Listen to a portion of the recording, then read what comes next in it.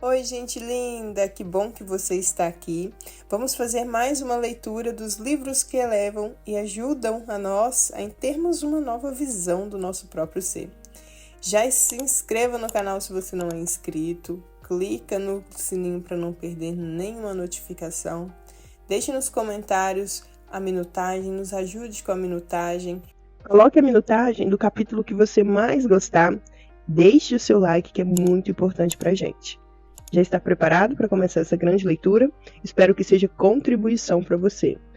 E na descrição desse vídeo tem todas as informações sobre o livro e as nossas informações extras para você nos acompanhar. Meditação e os segredos da mente. Avadutika Anandamitra Acharya. Edição 4, editora Ananda Marga Yoga e Meditação, Brasília 2008. Introdução. Morando no porão do palácio. Já é um fato amplamente aceito por todos que nós utilizamos somente uma pequena fração de nosso potencial mental.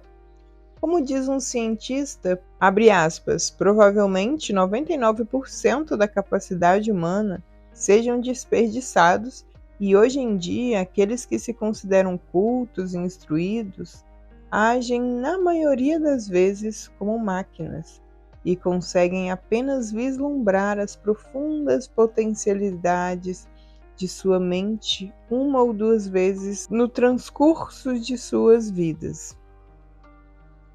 Foram necessários 10 milhões de anos de evolução da espécie humana para que fôssemos equipados com um cérebro incrível, com capacidade aparentemente ilimitada.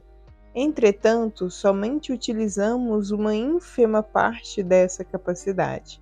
Somos como os ocupantes de um palacete que preferem viver na área restrita do porão. A ênfase do mundo ocidental aos aspectos exteriores da vida, como o domínio e o controle da natureza, gerou avanços tecnológicos fantásticos, mas isso teve um custo elevado.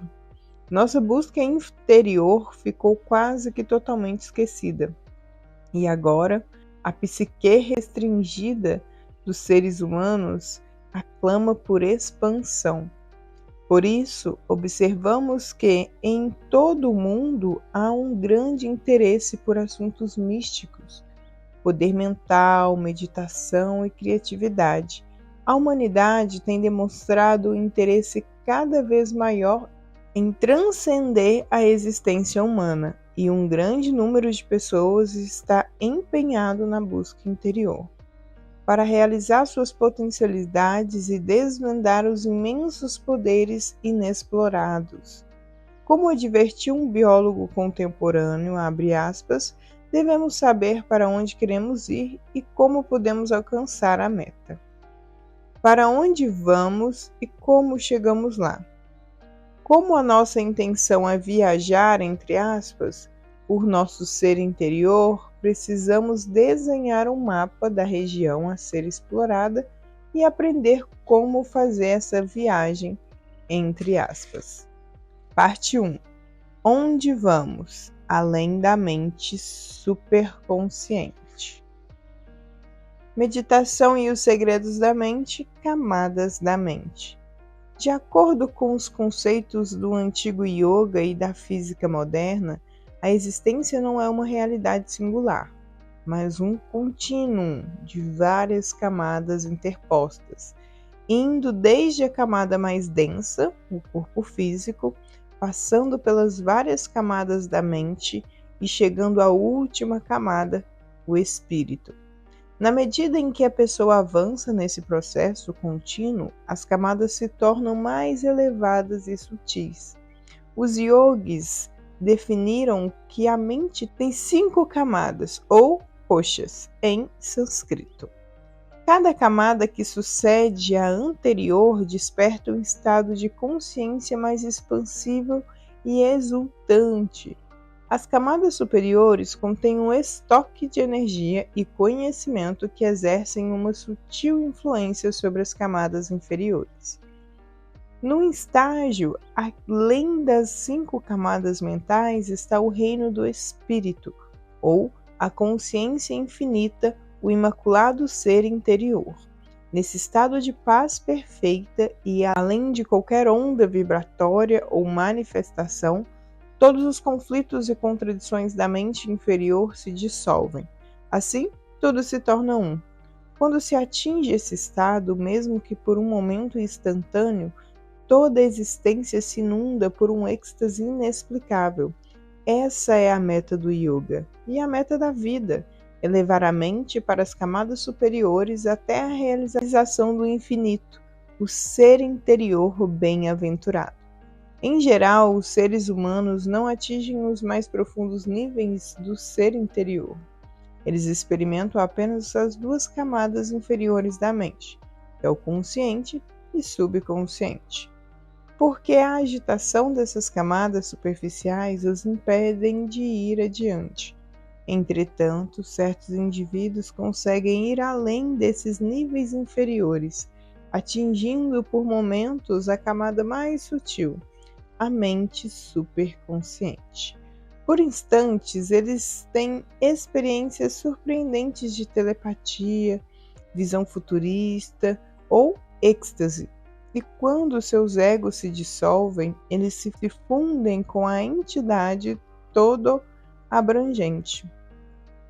Mas tão logo recomeça a agitação contínua das camadas superficiais, o deslumbre da camada mental mais profunda, entre aspas, se dissipa.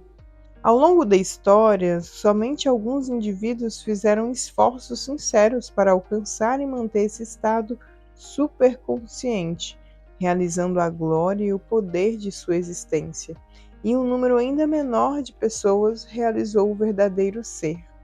A maioria se manteve no nível da mente dominada pelas sensações de prazer e dor, utilizando uma parcela ínfima de seu verdadeiro potencial e vivendo a vida pela metade, em ignorância e confusão mental.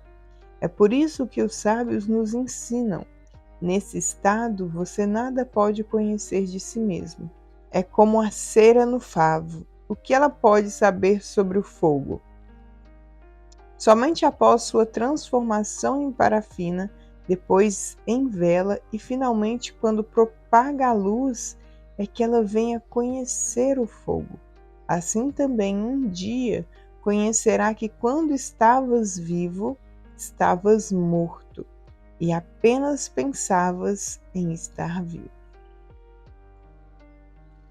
Camada externa, o corpo físico. Nossa jornada interior começa no corpo físico. Em verdade, o corpo físico é o veículo para nossa viagem. A complexa sinfonia do corpo é regida por um sistema de glândulas endócrinas, que segregam hormônios e os lançam na corrente sanguínea. Os hormônios têm um profundo efeito sobre as funções do corpo: crescimento, metabolismo, digestão, nível energético, calor, sexualidade e também sobre a mente. Tanto a hiper como a hipossecreção das glândulas podem causar distúrbios mentais e gerar emoções negativas, tais como ansiedade, ódio, raiva ou medo, que afetam a saúde e a paz mental. A glândula mais conhecida do corpo humano é a glândula pineal, localizada no centro do cérebro. Os antigos filósofos reconheceram a enorme importância dessa diminuta glândula com formato de cogumelo e chamaram-na de sede da alma, entre aspas, e controladora do pensamento, também entre aspas. Quando as espécies primitivas começaram a evoluir, em eras muito distantes, criaturas semelhantes aos lagartos teriam de fato um terceiro olho no centro da cabeça, muito sensível à luz e que era o regulador dos ciclos biológicos do corpo. Gradualmente, depois de milhões de anos de evolução, esse olho, entre aspas, se recolheu para o interior do cérebro, e hoje a glândula pineal dos seres humanos é o vestígio desse terceiro olho, entre aspas, das espécies primitivas. A glândula pineal é a conexão do nível físico com um terceiro olho intuitivo, entre aspas, descritos pelos yogis. Quando esse terceiro olho é adaptavelmente desenvolvido ou aberto, entre aspas, pelas práticas de yoga, o praticante pode vislumbrar passado, presente e futuro e desfrutar de um estado divino de consciência superior. Ultimamente aumentou o interesse científico por esse antigo conceito, pois cientistas descobriram que a glândula pineal segrega hormônios que afetam as glândulas e outros órgãos das regiões inferiores, e também que ela está associada ao estado de consciência. Quando essa glândula diminui a produção do hormônio serotonina, a pessoa experimenta um relaxamento profundo até alcançar estados elevados de consciência transcendental. Assim, há vários séculos, os yogis já haviam compreendido a necessidade do equilíbrio das secreções hormonais para se controlar e transcender a mente, e, por isso, desenvolveram uma série de posturas de yoga destinadas a atuar sobre as glândulas endócrinas, como veremos adiante. O corpo físico é denominado Annamaya Kosha, que significa feito do alimento. Esse veículo físico é a máquina da mente, e a mente o utiliza para atuar no mundo físico. Assim, a percepção fundamental para o desenvolvimento espiritual é a conscientização de que eu não sou este corpo. O filósofo de Epiteto, escravo de Epafrodito, cruel secretário de Nero, foi um dia tão brutalmente espancado que sua perna quebrou. Quando lhe perguntaram como havia se tornado inválido, respondeu: eu não sou inválido, minha perna que é inválida. Ele estava totalmente desapegado de seu corpo. Sabia que seu verdadeiro ser era algo acima desse aspecto. Se o corpo físico é uma máquina, quem é o controlador da máquina? O maquinista desse corpo é a primeira das 5 camadas da mente, a mente consciente. Primeira camada da mente, mente consciente, camada do desejo. Certa vez pediram a um sábio que revelasse os poderes milagrosos da mente. Ele apontou para um vendedor de mel do mercado, que logo em seguida lambuzou-se com mel e passou o dedo sujo na parede. Rapidamente, dezenas de mosquitos pousaram sobre o mel. Então, apareceu uma lagartixa que começou a comê-los um a um. Nesse momento, um gato saltou sobre a lagartixa e a devorou. Logo depois, um cachorro viu o gato e o perseguiu por toda a loja e, numa furiosa luta, o matou. Pois bem, esse era o gato de estimação do vendedor que, furioso, ordenou ao empregado que matasse o cachorro. Infelizmente, esse cachorro pertencia ao freguês, que ficou furioso quando viu o empregado da loja tentando matar o seu cachorro e começou a atacar fisicamente o vendedor. O sábio perguntou: agora estão satisfeitos?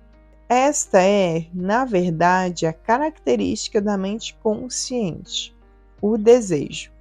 Ela tem 3 funções. 1. Percepção.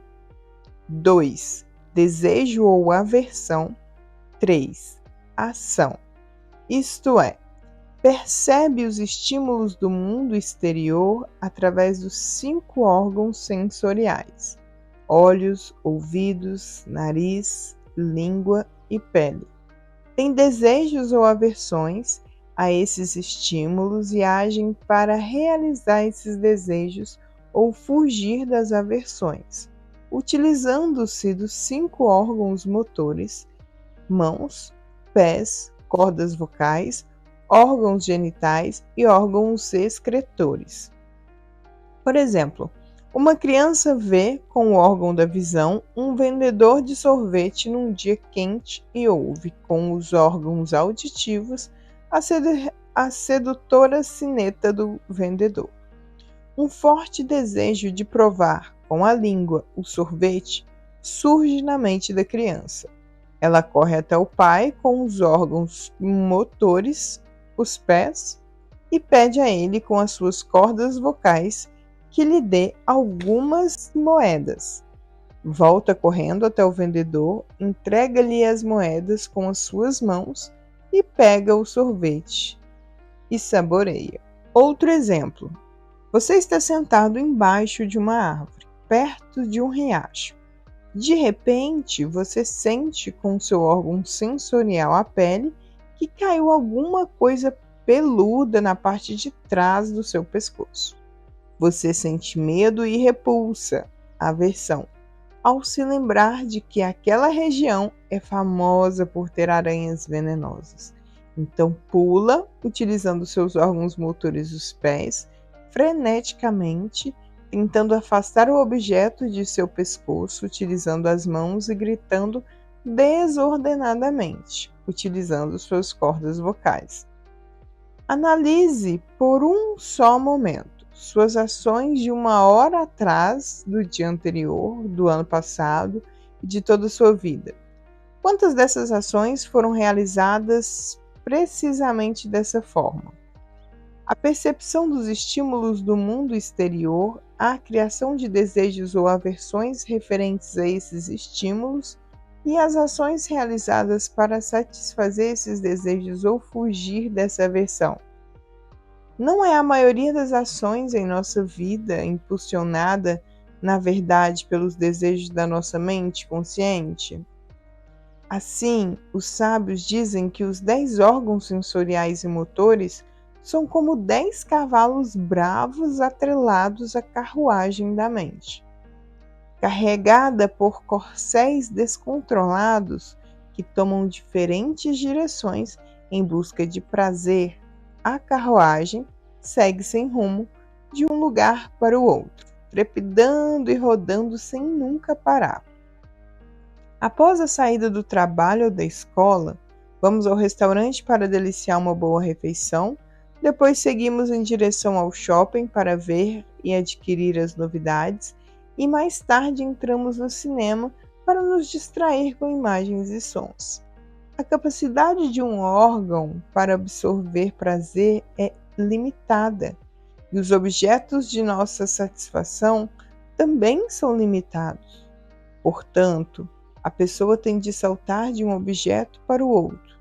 Meu estômago está cheio, vamos às compras. Estou cansado de fazer compras, vamos ao cinema.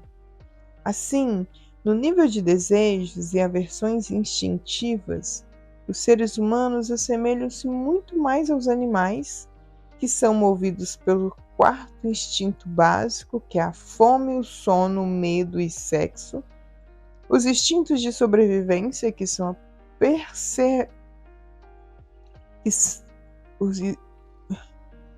os instintos de sobrevivência, preservação e reprodução. Muitas tradições religiosas nos têm ensinado através dos tempos que para alcançar a beatitude devemos reprimir a satisfação desses instintos físicos. Como esses instintos fazem parte de nossa natureza, não podemos reprimi-los, mas sim controlá-los e direcioná-los para a realização de propósitos mais elevados. A existência humana é muito mais do que a expressão dos impulsos instintivos da mente consciente que mobilizam o corpo físico para desfrutar do mundo exterior através dos sentidos. As ideologias materialistas do mundo atual, que se baseiam na satisfação e no prazer físico, se concentram primordialmente nos conceitos econômicos da vida.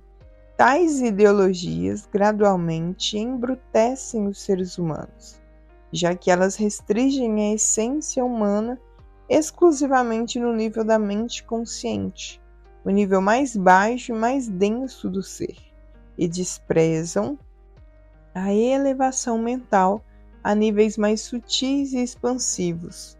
O mundo precisa de uma teoria socioeconômica que considere os níveis mais sutis da existência humana e crie circunstâncias sociais para que todos possam conseguir a satisfação de suas necessidades básicas, bem como alcançar o ápice da existência humana. Segunda camada da mente: mente subconsciente, pensamento reflexivo e memória.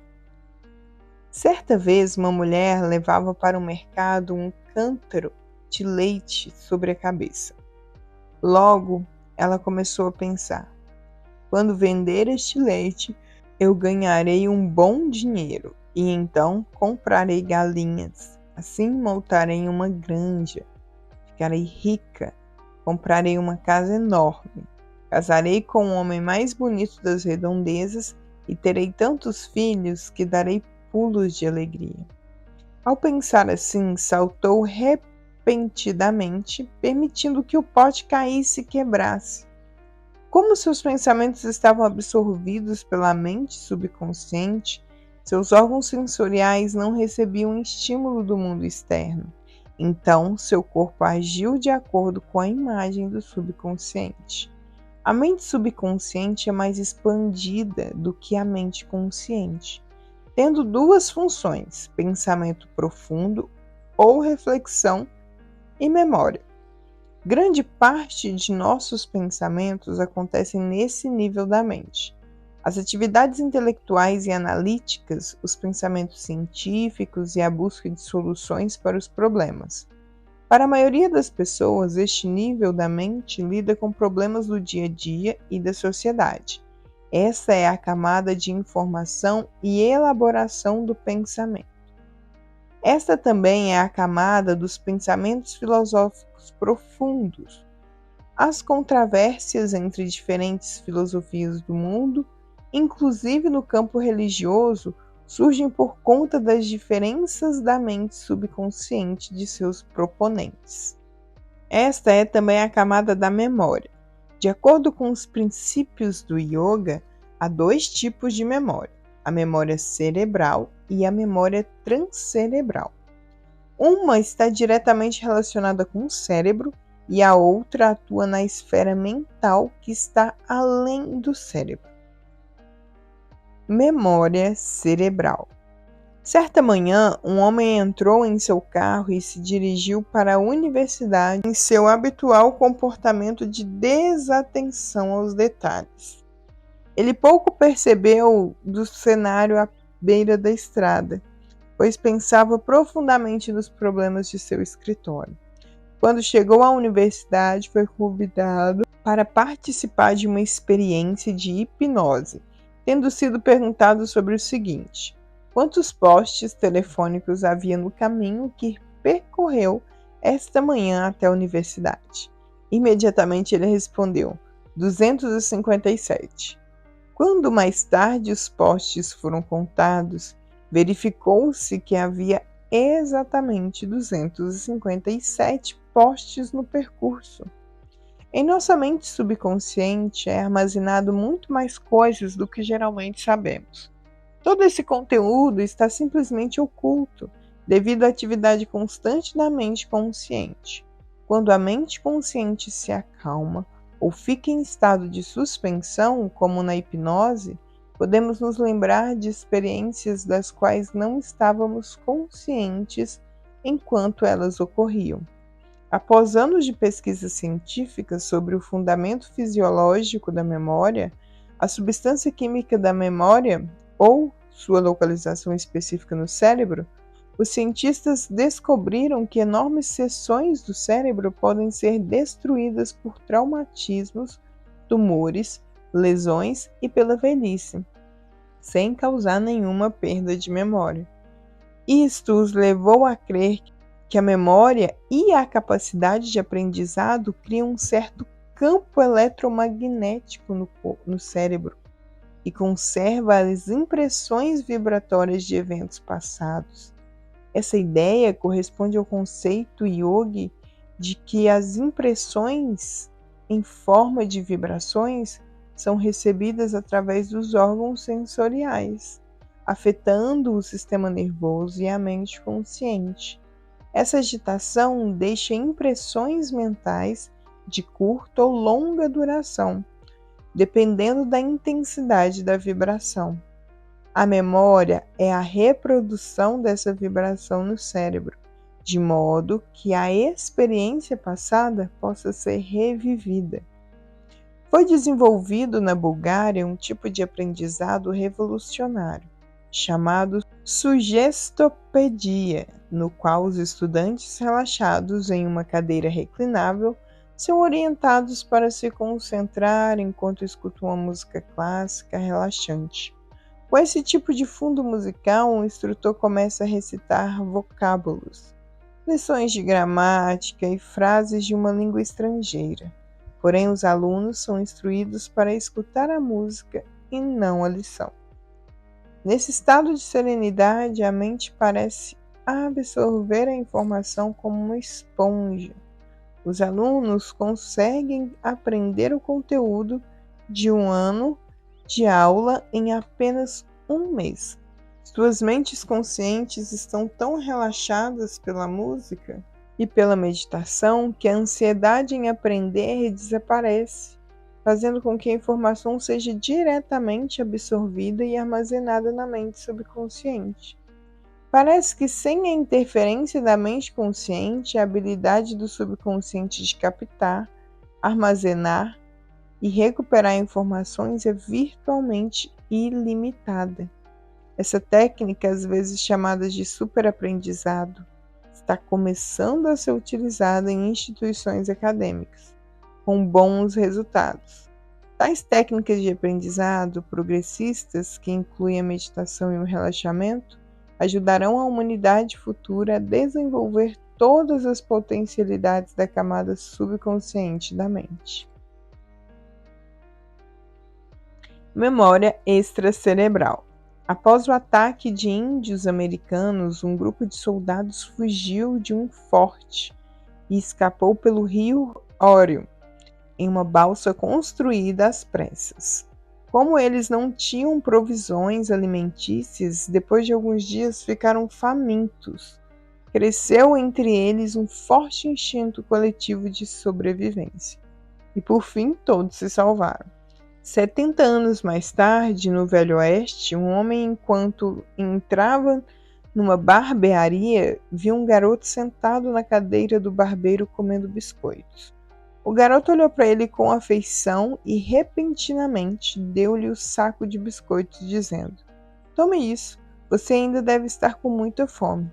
O pai do menino reprovou, dizendo: "Não incomode a quem você não conhece." O menino olhou para o homem e disse: "Mas eu o conheço. Você estava na balsa também. Nós estávamos realmente famintos naquela ocasião, não é verdade?" Tais exemplos têm sido registrados com frequência cada vez maior na medula em que os cientistas interessados pela teoria da reencarnação descobrem no mundo inteiro casos indiscutíveis de lembranças de vida passadas. Chamamos a isso de memórias extracerebral, porque existem recordações de uma existência que estão além do cérebro, além do corpo físico, e frequentemente descobre-se que crianças em tenra idade são capazes de reviver esse tipo de memória, como um menino libanês que se recordou da casa em que havia morado na vida anterior, de suas 2 esposas anteriores e até de uma lamparina. Ou o caso daquele garoto indígena do Alasca que dizia insistentemente ser a reencarnação do seu próprio avô. O avô, que havia morrido 6 anos antes, dissera a seu filho que antes de morrer voltaria como seu próprio neto e que havia escondido seu relógio de ouro numa caixa dentro de casa, em um lugar seguro. Quando a criança começou a falar, chamou seu tio de filho e sua tia-avó de irmã, e caminhando diretamente para o local onde seu avô havia escondido o relógio, pegou e disse: "Isso é meu." Mas, depois dos 5 anos de idade, vem o caso do esquecimento e a memória extracerebral se perde. Se ela fosse preservada por muito tempo, além dessa idade, a criança estaria, na verdade, vivendo em 2 mundos. No mesmo tempo, na vida passada e na vida atual.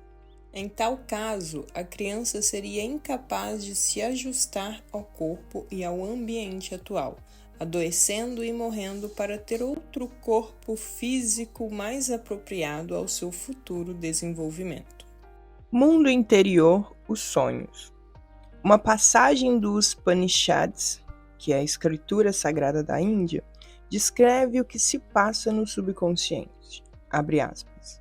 Quando a pessoa dorme, leva consigo a imagem deste mundo e no sonho as destrói e reconstrói.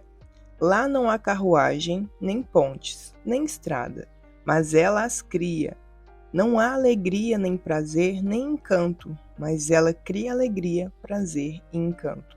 Não há lagoas, nem rios, mas ela os cria, porque ela é uma criadora. Fecha aspas. As imagens caleidoscópicas dos sonhos são janelas que abrem em nossa mente subconsciente. Durante o dia, a mente recebe a influência de várias impressões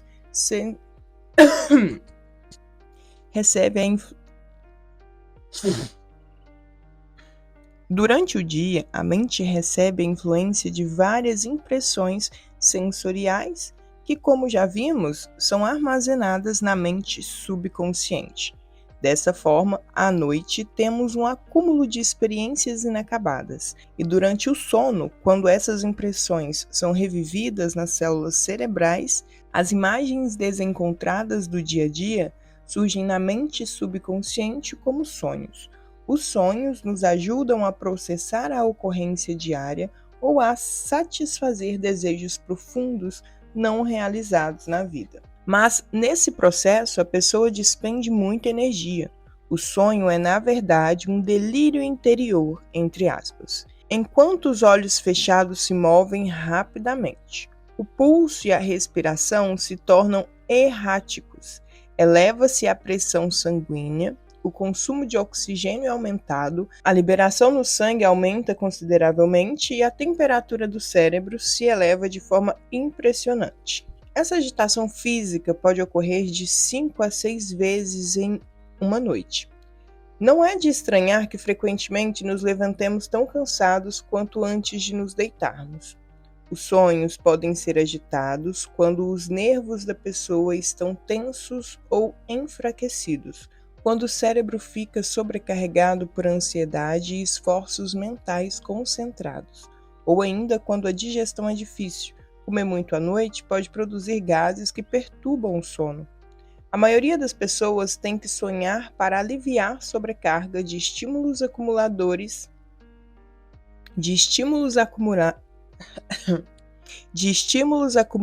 durante o dia. Se a pessoa ficar sem dormir por várias noites seguidas, poderá sofrer severos distúrbios mentais. Somente aqueles que praticam meditação profunda não necessitam de catarses psíquicas dos sonhos. Se eles mantiverem a pureza de pensamento e um controle sobre a dieta, permanecerão num estado de profundo relaxamento e sem sonhos durante toda a noite, e se levantarão sentindo-se completamente descansados, mesmo depois de poucas horas de sono. Uma pessoa comumente gasta cerca de 1/3 de sua vida dormindo e 1/5 sonhando. O yogi gasta somente 1/5 ou menos de seu tempo dormindo e muito pouco sonhando. Fantasmas da mente.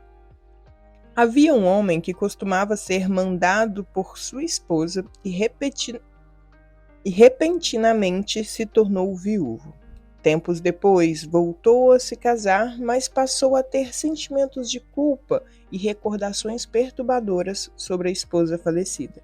Certo dia, num piquenique com sua nova esposa, em um lugar frequentemente visitado por ele e a mulher anterior, começou a gritar, temendo que o fantasma dela estivesse vindo para assombrá-lo. A fotografia tirada do casal no local do piquenique mostrou o rosto da esposa falecida pairando sobre os recém-casados. Nós fomos induzidos a ter medo de criações fantasmagóricas, através dos tempos, mas elas são geralmente meras alucinações da mente agitada, obcecada pelo medo. Normalmente, as imagens do subconsciente permanecem na mente. E se a pessoa se concentra numa imagem aterrorizante, por exemplo, quando está sozinha num ambiente escuro ou quando sua mente está sugestionada pela informação de que aquele lugar é mal assombrado, Então, pode-se criar a imagem de um fantasma ou da pessoa amada ou temida, através da mente subconsciente, e assim projetar essa imagem para o exterior. Na verdade, algumas vezes, cientistas fotografaram projeções ectoplásmicas mentais de pessoas tão sensitivas quanto Ted Serious, as quais, como no caso anterior do marido assustado, entre aspas, têm poder suficiente para criar imagens mentais que são registradas em filmes fotográficos. Os cientistas chamam a isso de fotografia do pensamento, entre aspas. Em sociedades primitivas, os curandeiros costumavam exorcizar, entre aspas, indivíduos possuídos, entre aspas, fazendo sua mente retornar ao normal com pancadas leves no corpo, para expulsar os maus espíritos, entre aspas. Enquanto murmuravam frases de efeito mágico, entre aspas, para impressionar os espectadores, ou, como faziam os feiticeiros da Etiópia, que espargiam água benta no rosto dos possuídos, por um tempo tão longo que quase os sufocavam. Nesses casos, mediante o impacto causado no corpo e no sistema nervoso, a mente consciente voltava a funcionar normalmente e os espíritos se desvenciam no ar. Influência hipnótica. Um mago de rua na Índia estava rodeado por uma multidão que, incrédula, contemplava uma corda enrolada se retorcer e se elevar no ar lentamente, mediante de seus olhos. Mas aqueles que tinham uma mente suficiente forte para resistir à influência hipnótica do mago, ou se encontravam além do raio de poder mental do mago, simplesmente viam uma velha corda enroscada no chão e o mago parado em pé diante dela, de olhos fechados, concentrando-se intensamente. Na verdade, o mago estava imaginando a corda levantar-se no ar, criando uma imagem em sua mente subconsciente e, com todo o seu poder ectoplásmico, projetava essa imagem na mente dos espectadores. O hipnotismo é outro fenômeno que comprova o poder da mente subconsciente. Numa experiência hipnótica, a mente subconsciente de uma pessoa influencia a mente consciente da pessoa hipnotizada, que passa a visualizar as criações mentais do hipnotizador e a atender seus comandos. O hipnotismo está sendo usado cada vez mais na psicoterapia, na medicina e na odontologia, como uma forma de anestesia sem remédios. Mas apesar de prestar benefícios imediatos, ele é, em última análise, prejudicial. A sugestão hipnótica pode atuar apenas sobre uma mente fraca e passiva. Sob a ação hipnótica, a pessoa não desenvolve controle do seu cérebro e de sua personalidade por vontade própria, mas, pelo contrário, permite que sua mente fique impedida de agir devido a uma força mental mais forte. Assim, cada vez que uma pessoa é hipnotizada, ela sofre perda de energia mental, até que, por fim, sua mente, ao invés de evoluir, perde toda a força de vontade e determinação. Nosso propósito não é sermos transformados pela vontade dos outros, pelo domínio da mente dos outros, mas sermos senhores de nós mesmos. Somente assim nos libertaremos das amarras externas e internas. Mente superconsciente, primeiro nível, mente supramental. Camada da intuição. Há algo misterioso, sem começo nem fim, que já existia antes de existir céu e terra, imóvel, infinito, único, imutável. Está em todas as partes e é inesgotável. É a mãe de tudo. Procurando-o, não se pode vê-lo. Ouvi-lo é impossível. Intangível quando se tenta alcançá-lo. É a forma que não tem forma. É a existência na inexistência. É o mistério maior. Na sabedoria de nossos antepassados, a física moderna, os sábios, têm falado de uma mente cósmica, o receptáculo infinito de todo o conhecimento, onde o passado, presente e o futuro fundem-se na supercamada de uma realidade que está além de espaço e tempo. Aqueles que conseguem transcender os níveis inferiores, que é o consciente e subconsciente de suas mentes, imediatamente realizam essa mente cósmica superconsciente, porque a mente superconsciente individual e a mente cósmica superconsciente são uma só. Então, eles também se tornam oniscientes e podem ver o passado, o presente, o futuro e compreender os mistérios da vida. A mente supramental é a primeira camada dessa mente superconsciente, o reino da intuição e do insight criativo, que está além da camada lógica e racional da mente subconsciente.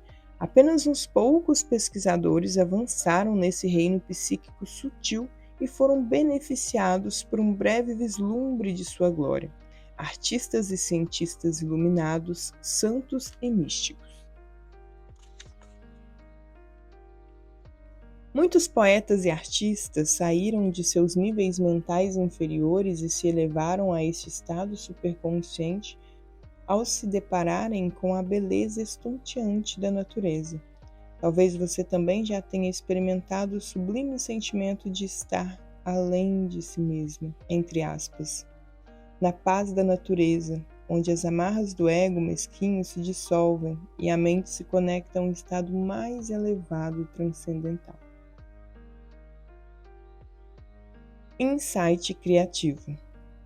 A inspiração criativa tem sido vivenciada através dos tempos como algo que vem de um insight, repentino e espontâneo, de uma dimensão mais elevada e que está além da análise lógica e racional da camada mental superconsciente. O compositor de ópera alemão Richard Wagner revelou que ouvia espontaneamente as músicas que compunha. Charles Darwin, depois de coletar dados científicos por anos seguidos, descobriu, entre aspas, repentinamente sua teoria da evolução, num passeio de carruagem. Michelangelo só conseguia criar quando tinha o que ele mesmo chamava de acessos da alma, entre aspas, quando o Espírito de Deus, entre aspas, o levava a um estado de êxtase. Albert Einstein revelou que não descobriu a teoria da relatividade com o uso da lógica consciente ou do raciocínio, mas sim com os mecanismos da intuição. Sonhos intuitivos. Às vezes, as ondas vibracionais da camada supramental atingem a mente subconsciente durante um sonho, transformando-o em um tipo especial de sonho, um sonho intuitivo. Semelhante ao que acontece com os insights intuitivos, os sonhos intuitivos também ocorrem com maior frequência quando a mente está concentrada num problema ou num tópico específico e cria uma força psíquica necessária para transpor a superconsciência. O químico Mendeleev, após se concentrar intensamente para descobrir a relação entre as propriedades dos vários elementos químicos e suas estruturas anatômicas, adormeceu. Em um sonho, viu, entre aspas, a tabela periódica dos elementos estampada diante de si, e ao acordar, rapidamente a copiou. Assim, há dois tipos de sonhos: o sonho comum, que é um conjunto de impressões desconexas registradas pelo subconsciente no decorrer do dia, e o sonho intuitivo, como um sonho profético de José, do Velho Testamento, que foi inspirado na mente superconsciente. Um fazendeiro de uma pequena aldeia da Índia estava desesperado, porque seu filho amado estava à beira da morte, com uma doença que nenhum médico conseguia sequer diagnosticar, de muito menos curar. Com sua mente concentrada no estado doentio do filho, ele adormeceu. Durante o sono, sua mente transpôs como uma flecha a camada superconsciente totalmente expandida, vendo no repositório da sabedoria interior o remédio certo para a cura do seu filho. Mas quando o remédio surgiu em seu sonho, ele fez uma associação com a imagem guardada do subconsciente, a imagem da deusa Kali, a quem venera no templo diariamente. No sonho, ele viu a deusa Kali flutuando majestosamente em direção a ele, com suas mãos estendidas, oferecendo-lhe o remédio curador. Ele despertou sobressalto, correu à procura do remédio e o comprou, salvando a vida do filho. Ele doou, então, toda a sua colheita ao templo de Kali, porque, como havia dito por toda a aldeia, a misericordiosa deusa havia aparecido para ele em um sonho para curar o seu filho. Na verdade, não foi a deusa Kali, mas sua própria mente superconsciente. Fenômenos paranormais. Uma mãe teve uma visão súbita e apavorante da morte de seu filho, e 2 horas mais tarde recebeu um telefonema comunicando que ele havia morrido em um acidente de carro. Numa experiência telepática na ex-Tchecoslováquia, enquanto a pessoa emissora imaginava-se enterrada viva, a pessoa receptora tinha ataques de asma. Mensagens telepáticas podem ser enviadas a milhares de quilômetros sem qualquer dificuldade, até mesmo quando se interpõem entre as pessoas cabines de ferro ou chumbo, que têm a capacidade de bloquear radiações eletromagnéticas. Nada pode bloquear essas mensagens, pois elas não se comparam a ondas eletromagnéticas. Essas sintonias psíquicas são feitas com os níveis superiores de consciência, numa esfera além de espaço e tempo. Fenômenos psíquicos tais como a percepção extrasensorial, PES, a telepatia ou a clarividência podem ocorrer espontaneamente apenas de 8 a 10 vezes na vida de uma pessoa comum, quando as camadas inferiores da mente estão subconscientemente calmas, devido a um estado de relaxamento e tranquilidade ou imensa concentração, de modo que as percepções sutis do reino superconsciente cheguem ao nível consciente.